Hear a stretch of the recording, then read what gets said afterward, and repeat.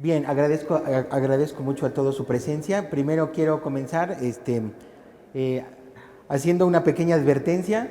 La siguiente plática contiene datos históricos, anécdotas y chismes de lavadero, ¿eh? A ver, que incluye chismes de lavadero.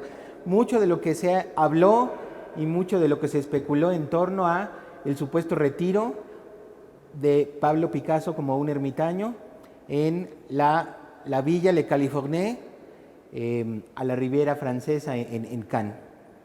Bien, también antes de comenzar, con el debido respeto a toda la gente que es creyente, me imagino que habrá muchos creyentes por aquí, ¿verdad? No van a alzar la mano, ¿verdad? Pero no lo van a aceptar. Con el debido respeto pido una disculpa a todos los creyentes que se encuentran aquí. Se dice, ¿verdad?, en las escrituras que Dios hizo el mundo en 5 días o en 7. ¿En cuántos fueron? En 7, ¿verdad? Dios hizo el mundo en 7 días y después descansó, ¿no? Después lo tomó con calma, ¿no? Entró en relax, ¿sí? ¿Sí? ¿Sí están de acuerdo? Dios hizo el mundo en 7 días y después entró en relax. Bueno, con el debido respeto para los creyentes, a muchos de nosotros que nos gusta hablar sobre arte y sobre los grandes genios, muchos de nosotros disfrutamos considerando a los genios como dioses creadores. Entonces, guardando las proporciones, Picasso hizo muchas cosas antes de cumplir los 70 y tantos, que era la edad a la que tenía cuando llegó ya al retiro de la Villa La Californie. A continuación, pongo a su consideración, ¿verdad?, un botón de muestra y a ver qué les parece este currículum, ¿verdad? Si le pidiéramos a Picasso un currículum antes de que él llegara a instalarse en la villa, en la Californie, entre otras cosas tenemos que Picasso creó el lenguaje del primitivismo, que fue el arranque del arte moderno del siglo XX, al interpretar los rasgos de la escultura africana, con eso crear una nueva geometría para reinventar la figura humana, fíjense. Después, en 1907, pinta Las señoritas de Aviñón. No solamente para muchos autores es el nacimiento del arte moderno y además el nacimiento del cubismo, ¿sí? Un cuadro que causó tal horror entre sus compañeros, los pintores del Bateau Labois, ahí en París, y que llegaron incluso a decir, una cita que ha quedado consignada en la historia, André Derain, el compañero y el brazo derecho de Henri Matisse, el maestro fobista, André Derain, dijo que algún día encontrarían a Picasso ahorcado detrás de su cuadro, ¿sí? Este cuadro fue considerado una abominación. Y después de eso, en 1912, inventa el collage, ¿sí? El collage, que debemos recordar que es la aportación del cubismo y de Picasso más trascendente de 1912 a la fecha. Recordemos que el collage no se ha dejado de hacer, ya cruzó la línea de los 100 años, ¿sí ubican? El collage ya cumplió 100 años. Picasso inventó el collage junto con Georges Braque y el collage no se ha dejado de hacer. En todos lugares de la Tierra se sigue haciendo collage. No solo el collage con papelitos, no solo el papier collé, sino también el collage tridimensional. Recordemos también que Picasso en el momento fue el primer artista del siglo XX que comenzó a hacer aglomerados y empezó a ensamblar y a cortar y a pegar trozos de basura, desperdicio. Lo que los norteamericanos llaman el assemblage, ¿verdad? Los ensamblados como obra plástica, ¿sí? Como obra aglutinante. Y Picasso inventó también, antes de que comenzara la Primera Guerra Mundial, Picasso ya había experimentado con el collage tridimensional. Y si todo esto fuera poco, la obra que muchos autores afirman que es su obra maestra, ¿sí? Que todos ustedes conocen, ¿verdad? Guernica, la obra que muchos consideran que era, ya con eso, era como la cuota que un genio podía haberle dado al mundo, ¿verdad? Con Guernica, ¿sí? Para cuando Pablo Picasso adquiere la villa La Californie, justo a la Riviera Francesa, un sitio paradisíaco y además con el privilegio de que todas las ventanas y las ventanas de su estudio veían a la Riviera Francesa, instalado en Cannes y además disfrutando al mismo tiempo, ¿verdad?, de los beneficios de la prensa de un sitio como Cannes, famoso por la celebración del Festival de Cine, recordemos. Para cuando Picasso está en Cannes, muchos autores opinan que esto fue casi una especie de el retiro merecidamente ganado del genio. Una de las cosas importantes, de las primeras cosas importantes que Picasso hace, dedicar mucho tiempo que había dejado en el pasado a la cerámica. Algunos dicen que la mejor cerámica que pudo crear, la crea en este periodo, conectado con el periodo del taller de Bajauri, y la alfarería, justo la alfarería de este periodo ha sido también considerada otra de las más importantes aportaciones de Picasso al arte universal. En 1955 se reúnen funcionarios del Instituto de Cultura Hispánica en Madrid, se reúnen con una preocupación en el sentido de, con la edad avanzada de Picasso y pensando en una eventual muerte del genio, los funcionarios del Instituto de Cultura Hispánica comienzan a discutir sobre la posibilidad de regresar el patrimonio artístico del maestro Picasso a territorio español. Una de las cosas que les preocupaba a estos personajes, principalmente al funcionario cabeza del instituto, que era el señor José María Moreno Galván, una de las cosas que más le preocupaban a este señor era que las más importantes obras de Picasso no se encontraban en territorio español, que era importante recuperar esta obra precisamente por orgullo de los ciudadanos de la península ibérica. Solamente que había un grave problema para recuperar el patrimonio español de Picasso. Picasso se encontraba felizmente viviendo en Cannes, ¿verdad? Y además, primer detalle, primer problema, el generalísimo Francisco Franco y Bahamonde, el generalísimo, había certificado y había planteado que Picasso era una persona non grata. No sé si sepan ese dato. En 1944, Pablo Ruiz Picasso se convierte en miembro del Partido Comunista, ¿sí? Un orgulloso miembro del Partido Comunista. Por supuesto, eso nunca fue bien visto a ojos del general Francisco Franco. Había dos graves problemas, dos graves obstáculos para que el patrimonio de Picasso, para que el grueso de la obra de Picasso, sobre todo obra de Caballete, regresara a territorio español. El primer problema era que estaba en la lista negra del general Franco. Y el segundo problema era un problema pecuniario. Resultaba muy costoso no solamente tener un fideicomiso para poder regresar la obra, sino resultaba terriblemente costoso también en términos de expertos y personas y curadores que se encargaran de clasificar y llevar a buen fin la idea que tenía Moreno Galván de dedicarle una magna retrospectiva y que se quedara en territorio español en el Museo de Arte Contemporáneo de Madrid. En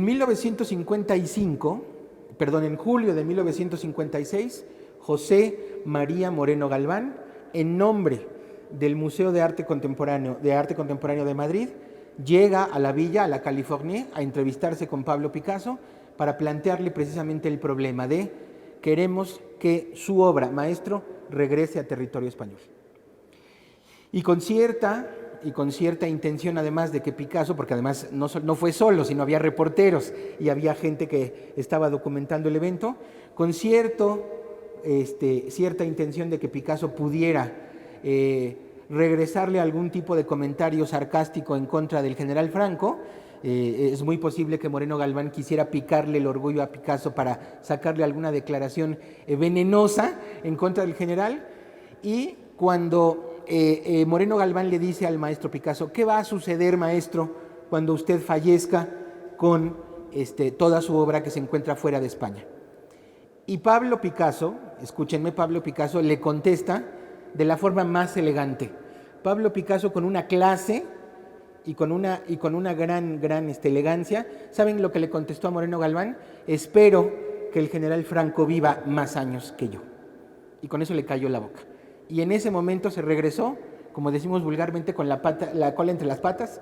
El señor Moreno Galván no pudo ni sacarle ningún comentario en contra del general, ni tampoco progresaron las negociaciones para que la obra de Picasso retornara a España. Además, hay otro chisme por ahí que dicen que en la villa de La Californie, en uno de los sótanos de la villa, se encontraban casi 400 óleos no conocidos en España y que el único ser humano que los vio, dicen, fue precisamente David Douglas Duncan, el autor de las fotos de la muestra que está presentando Bellas Artes. A continuación, Picasso en realidad, en este periodo, en el periodo de La Californie, se podría considerar que era, como se dice en el argot de los chismes baratos, Picasso ya era una especie de ave enjaulada. Recordemos que en la prensa frívola y en la prensa barata se dice que cuando una persona es atrapada por un millonario, por ejemplo, cuando un millonario se lleva a su amante y le pone casa, se dice que está enjaulada, ¿verdad? Así se dice en la prensa frívola. De alguna manera, Picasso era algo así como un ave en una jaula de oro. Se dice además que la persona que lo ha enjaulado y lo ha convencido de tener una vida doméstica es su última esposa, la señora Jacqueline Roquet, ¿verdad? Jacqueline Roquet además tuvo el privilegio de ser la última pareja de Picasso, su esposa, su segundo matrimonio, y Jacqueline Roquet quería tener 24 horas a su genio para ella misma, ¿verdad? Por supuesto que la persona que peor hablaba de ella era Françoise Gillot, quien había sido además su discípula y además pasó a la historia como la única mujer que se atrevió a abandonar a Picasso. Françoise Gillot, recordemos, ella es la madre de los dos niños que aparecen en las fotos, de Claude y de Paloma, recuerden ustedes. Françoise Gillot, por supuesto, no hablaba nada bien de la señora Roquet. Lo mínimo que llegó a decir de esta señora era que era una guarra, que era una persona sin educación artística y que lo único que quería era colgarse de la fama del maestro, ¿sí? Porque además hay que recordar que Françoise Gillot sí era pintora y fue una pintora supervisada por Picasso, mientras que la señora Roquet, aquí en la foto, a lo más que había llegado era una asistente de alfarería, ¿sí? Y Françoise Gillot se lo recordó, por supuesto, y lo llegó a decir en muchas declaraciones. De alguna u otra manera, la estancia de Picasso en la villa La Californie era algo así, como el ave en la jaula de oro. Recientemente la doctora Teresa del Conde, en su última colaboración en La Jornada, certifica y afirma, recordándonos también el testimonio de otro experto que es John Berger, nos recuerda que había muchas versiones, incluidas las propias versiones de Paloma Picasso ya adulta, de que la señora Roquet quería mantener a Picasso aislado, de que no le permitía ver amigos, que no le permitía las juergas del pasado y que lo quería mantener prácticamente como un objeto personal. Esto no es completamente cierto y para desmentir esto, en el año de 56, Picasso recibe una de las visitas que yo creo que lo hizo más feliz en su vida porque era una celebridad casi al mismo nivel, aunque no era propiamente una pintora, pero en el año 56 una de las personas que llegaron a visitar a Picasso fue la mujer que en esa época era considerada la mujer más bella de la tierra. ¿Saben quién es? Brigitte Bardot, ¿sí? ¿Sí saben quién es Brigitte Bardot? Brigitte Bardot, por cierto, quien además era, por supuesto que era una residente asidua de los festivales de cine y andaba en Cannes como si fuera su casa, ¿verdad? ¿Saben cuál es la anécdota de la estancia de Brigitte Bardot en La Californie? Brigitte Bardot, si ustedes la recuerdan, tenía una cabellera maravillosa, ondulada, y las mejores fotos de estudio que le tomaron en la época presumía su cabello precioso, largo, que tenía ondulado. Cuando uno de los jefes de prensa le dijo, oye niña, vas a ir a ver a Picasso, ¿sí? Y cuando uno de los jefes de prensa le dijo, oye, te recuerdo que vas a ir a ver a Picasso, y Bardot dijo, ¿y qué? Pues que Picasso quiere que te pongas colita de caballo, porque Picasso decía que él quería que sus mujeres tuvieran colita de caballo, o sea, como una concesión al maestro y como una concesión a la sensualidad, ¿sí? Las mujeres que visitaban a Picasso debían tener colita de caballo. Y entonces, esta mujer que estaba en ese momento a nivel de la mejor top model, acepta visitar a Picasso con la colita de caballo. En realidad, ustedes se imaginarán que esta visita no habrá sido del agrado de la señora Roquet, ¿verdad? De Jacqueline, por supuesto, no habrá sido de su agrado. Por cierto que estas tres fotos que le pongo a su consideración no son de David Douglas Duncan, esto es una cuestión que yo le agrego. Las 3 fotos que les traje las tomó el corresponsal de la revista Life, que estaba apostado en Cannes, el señor Jérôme Brière, ¿verdad? El señor Jérôme Brière, por supuesto, seguía como perrito a todos lados a Brigitte Bardot, y en ese momento fueron las fotos de su carrera. Imagínense, tomar la foto de los que en esa época, ¿sí? No sé si ustedes sepan que en la prensa frívola de la época y en las páginas de Life norteamericano se decía que Picasso era la persona más famosa del mundo, el genio vivo más famoso del mundo. Por lo tanto, el reportaje del señor Brière era: la mujer más bella del planeta se encuentra con el hombre más famoso del mundo. O sea, a ese nivel de fama estaban Pablo Picasso y la señora Brigitte Bardot. Pongo a su consideración esta foto, que es una foto preciosa, es una foto divina. Observen, por favor, lo que logró Jérôme Brière, lograr una postura ingenua como de niña. Observen, por favor, el lenguaje corporal, la luz, ¿verdad? Los contrastes.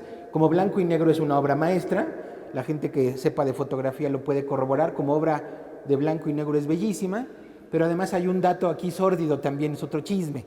Ustedes observen, por favor, la postura donde está ella, y junto a ella hay un lienzo donde está una figura femenina. ¿Sí la ven? La figura femenina con la mascada. Esas eran las figuras que Picasso le dedicaba a su esposa, a Jacqueline Roquet. Entonces, fíjense la malicia de este fotógrafo, que pone a Brigitte Bardot parada junto a un retrato de Jacqueline con la ceja triste, ¿sí? Como si Jacqueline resintiera la presencia de la diva en Cannes, ¿verdad? En la California. Este es un regalo y esto es una joya que realizó, repito, el maestro, el fotógrafo Jérôme Brière, y apareció en las páginas de Life en Norteamérica. Por supuesto que también hay otro evento importante de lo que está pintando Picasso. ¿Qué está pintando Picasso durante 1956 a 60? Y como también se especulaba mucho sobre su supuesta vida de ermitaño, se especulaba en torno de, se decía que ya estaba cansado, se decía que ya era un viejo cascarrabias nada más, y también se decía que la señora Roquet, que Jacqueline Roquet, lo tenía, por supuesto, que idiotizado e hipnotizado, ¿verdad? Y que no le dejaba tener vida social. Pero lo interesante también sería asomarnos a qué es lo que está pintando Picasso, y que esto también sirvió para un montón de especulaciones y notas que le dieron la vuelta al mundo. Y que es muy oportuno decirlo hoy, que nos encontramos en la época en que tenemos un nuevo rey en España, ¿verdad? Tenemos el inicio del reinado de Felipe VI, ¿verdad? Porque mi tocayo ya se retiró, ¿verdad? Mi tocayo ya no es rey, ¿verdad? Entonces Felipe VI, y como dice Marcos Reutemann Rosenman, la sombra de los Borbones es alargada, dice Marcos Reutemann Rosenman. Por supuesto que era alargada. En la época, recordemos que el general Franco hizo una enorme cantidad de operaciones especulativas, diplomáticas, y jaló los hilos para conducir la corona española, ¿verdad? Y poner a quien él quiso, ¿verdad? Ustedes recuerden que Juan Carlos, el rey, fue puesto como rey por el general Franco. Se ha dicho que el tema de las meninas, supongo que todos saben que Picasso hizo interpretaciones pictóricas de las meninas de Velázquez, ¿verdad? Se ha hablado mucho del significado de por qué interpretar, por qué pintar, por qué asomarse a esta sala maravillosa que había resuelto Velázquez en el cuadro de las meninas, y la posición de la infanta Margarita. Hay gente que ha dicho que Picasso está pensando en la inmortalidad. Hay gente que decía que Picasso sentía la muerte cerca y quería confrontar a Velázquez, que Velázquez era una asignatura pendiente en la vida de Picasso. Hay gente que dice que Picasso quería medirse con Velázquez, cuando Picasso ya cruzaba la línea de los 70 y tantos años. Hubo muchas especulaciones, incluso hay especulaciones donde se dice que precisamente en la época en que Picasso produjo 45 óleos, ¿sí saben el dato? Picasso produjo 45 óleos reinterpretando compositivamente las meninas, y el 60% de ese material fueron retratos de la infanta. Hay autores que han afirmado que los retratos de la infanta era una mirada sarcástica en relación a que en esas mismas fechas estaba saliendo en sociedad la infanta María del Pilar, la hermana de mi tocayo, o sea, la hermana de Juan Carlos, y que el general Franco había decidido que la infanta María del Pilar empezara a hacer vida cortesana. Por eso es que se dice que Picasso realizó una enorme cantidad de retratos grotescos de la infanta Margarita, ¿sí? Todo eso han sido leyendas y han sido especulaciones. El único dato que está en los libros y que les puedo yo asegurar que es cierto es la conversación que tuvo Pablo Ruiz Picasso con el periodista Jordi Sabartés. Cuando el periodista Jordi Sabartés, en una conversación casual, así de amigos, salió el tema de si él se atrevería a copiar Las Meninas. Ustedes saben, una obra, una joya del patrimonio pictórico español, una obra que muchos pensaban que era intocable, que era una obra sagrada, y en la conversación con Jordi Sabartés salió el tema de: maestro, ¿usted se atrevería a copiar Las Meninas? Esa fue la palabra que usó, copiar. Y Picasso le contestó: y si pusiera yo, y si yo me acercara a la sala representada por Velázquez, y si pusiera este personaje más a la derecha y más a la izquierda, y si yo le cambiara la luz, y si yo cambiara la postura donde se encuentra Velázquez y modificara la luz, lo más seguro es que haría yo algo totalmente detestable para los copistas profesionales. Y cuenta Sabartés que cerró el argumento diciendo: si yo hiciera todo eso, me atrevería yo a decir que podía producir mis propias meninas. O sea, habría unas meninas de Picasso que ya no tendrían nada que ver con el maestro Velázquez. El hecho es que de esos 45 óleos que se encontraban además guardados y algunos exhibidos y otros guardados, y que David Douglas Duncan los vio, ¿sí? Los vio. La mayoría de ellos son interpretaciones cubistas de la infanta Margarita, que es lo que pongo a continuación a su consideración. Estos retratos de la infanta Margarita tienen esta doble lectura. Incluso hubo un proyecto curatorial hace relativamente poco de la gente de la sala albertina de la Tate de Liverpool, de la sucursal de la Tate en Liverpool, donde se hizo un proyecto en el que se trató de argumentar que había una postura política y de sorna en contra de la monarquía por parte de Picasso, precisamente en el momento en que la infanta María del Pilar sale a la vida social. Y que esa es una de las interpretaciones de la existencia de estas infantas, ¿verdad?, traducidas al lenguaje del cubismo, sobre todo el tercer cubismo, el cubismo sintético, ¿verdad? Recordemos que hay 3 cubismos, los 3 los practicó Picasso: el analítico, el collage, y el tercero, el cubismo sintético. Estas interpretaciones de la infanta Margarita formarían parte de esto que llamamos el cubismo sintético. Jordi Sabartés, que no iba a desperdiciar, por supuesto, la oportunidad de publicar la declaración de Picasso y que se encuentra hoy en los libros, ¿verdad? No dejó de lado una inflexión y una frase que le gustó mucho, que salió de la boca de Picasso y que él después le dio un twist, le dio una vuelta de tuerca.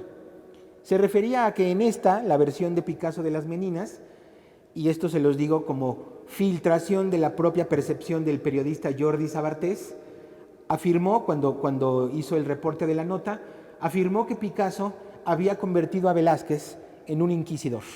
Noten ustedes cómo está resolviendo el rostro de Velázquez a la manera del primer cubismo, pero según Sabartés, que según él Picasso lo había dicho, el rostro de Velázquez y el cuerpo de Velázquez ha sido convertido en el gran inquisidor. El gran inquisidor en un momento en que la monarquía borbónica está tomando nuevos bríos. Recuerden que es la época en que prácticamente va a comenzar, por el destino fijado por el general Franco, el reinado de Juan Carlos I.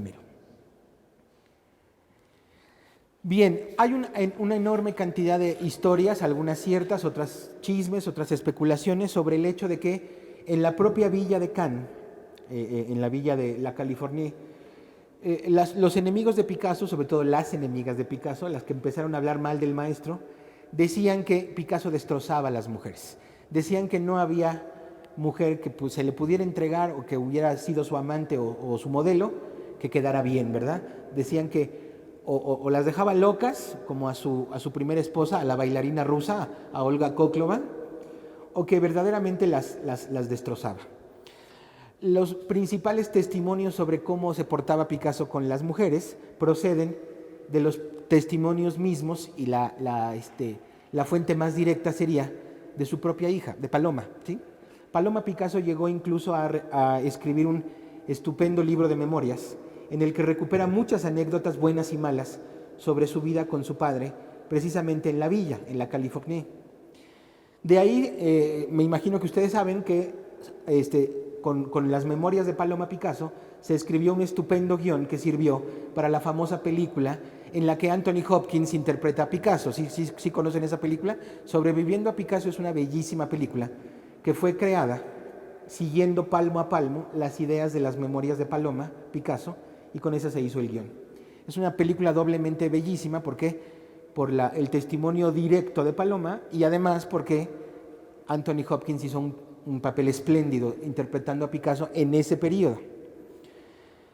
La propia Paloma Picasso recordaba, y eso fue algo que se puso en el guión, que no solamente cuando por fin se despide y se pelea terriblemente con su madre, que fue Françoise Gillot, sino que Paloma Picasso se acordaba que el peor insulto que Picasso podía gritarle o decirle a una mujer era: algún día estarás vieja. Si cuando Picasso quería insultar a una mujer decía: algún día serás vieja y si te van a colgar los pellejos y parecerás un Picasso, así decía él. Decía que la maldición de Picasso era que, como él dibujaba gente fea, ¿verdad?, con los ojos de un lado, ¿sí?, él decía: algún día serás vieja, estarás arrugada y te dirán: pareces un Picasso.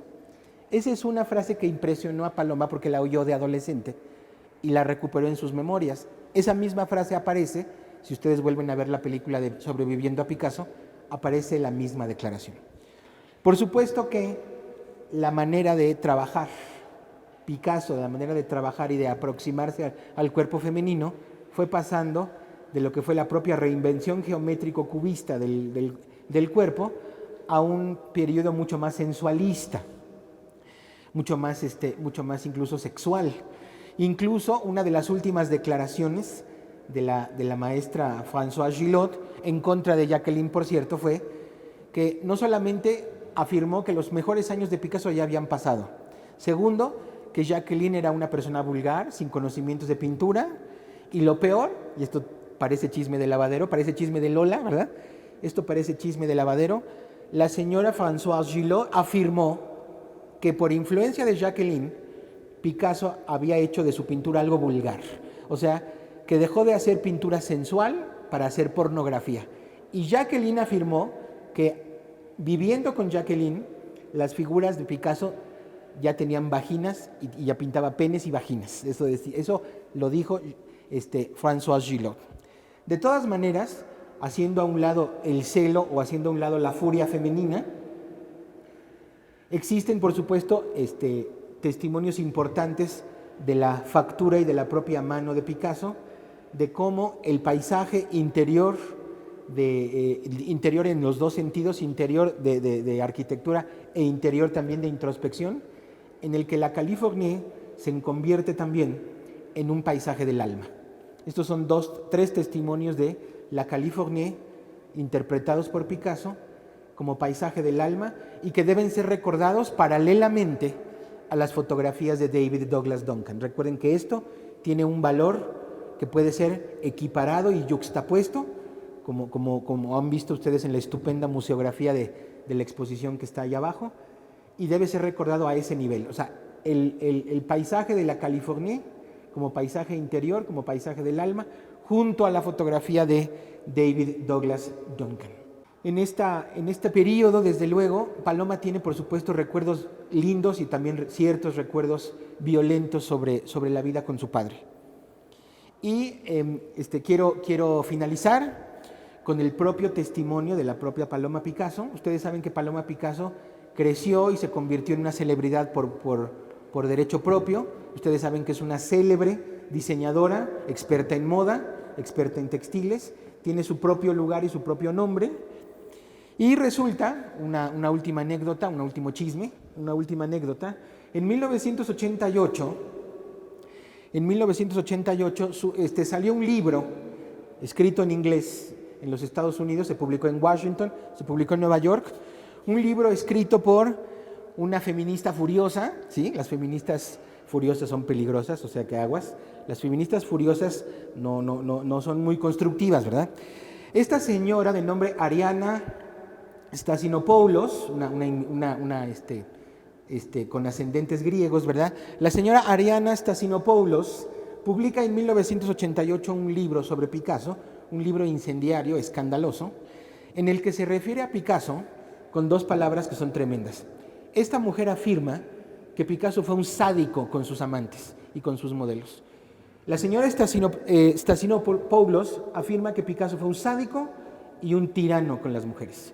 La palabra tirano tiene cierta elegancia y cierta resonancia, pero sádico ha sido la palabra más fuerte que se ha utilizado en contra del maestro.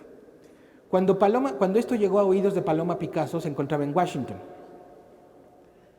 Les ofrezco la respuesta, para terminar, les ofrezco la respuesta de la propia Paloma. Esta es una de las fotos más bellas que tenemos de Paloma en la infancia, trabajando con su padre.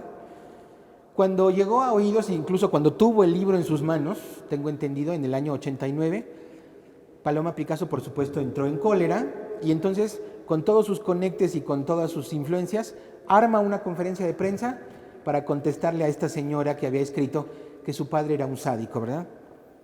Y termino entonces con las palabras de la propia Paloma, que insisto, Paloma tenía, como todos nosotros, cosas buenas y malas que decir de su padre, y por supuesto tuvo también que enfrentar la fama y también enfrentar la distancia con el padre, que era ya más que una leyenda, más que un genio, más que un dios, ¿verdad? Y entonces, en esa conferencia de prensa de 1989, Paloma dijo lo siguiente: mi padre fue un ser maravilloso y es un privilegio llevar el nombre Picasso, lo dijo, Paloma lo dijo, es un privilegio llevar el nombre Picasso. Y quiero cerrar con esta frase con la que cerró ella: fue maravilloso vivir al lado de un ser que podía crear cosas de la nada todos los días. ¿Sí? Fue maravilloso crecer con un ser que podía crear cosas de la nada todos los días. ¿Sí? Sin nada más, les dejo con otro testimonio. Giorgio de Chirico y André Breton, ¿sí?, casi a la hora de inventar el surrealismo, se sentaron y discutieron sobre el hecho de que solamente los niños, los locos y los dioses, ¿sí?, los niños, los locos y los dioses pueden crear cosas de la nada todos los días. Entonces, por eso Picasso es un dios. Muchas gracias. Gracias.